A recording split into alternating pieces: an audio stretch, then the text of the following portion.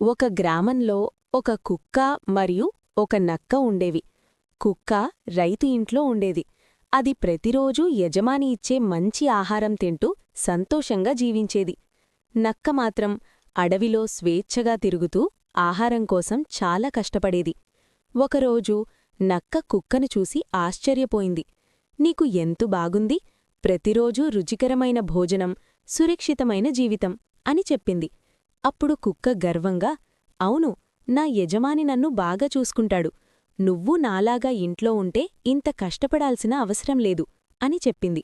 నక్క ఆలోచించి కుక్కతో కలిసి గ్రామానికి వెళ్లాలని నిర్ణయించింది. మార్గంలో నక్క కుక్క మెడపై గాయంలాంటి గుర్తు చూసింది. ఇదేమిటి అని అడిగింది. కుక్క నవ్వుతూ, అది గొలుసు గుర్తు, రాత్రి నన్ను కట్టేస్తారు బయటకు వెళ్లకుండా అని చెప్పింది.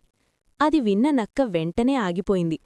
ఆహారం సౌకర్యం ఉన్నా స్వేచ్ఛ లేకపోతే జీవితం వ్యర్థం అని చెప్పి తిరిగి అడవికి వెళ్ళిపోయింది.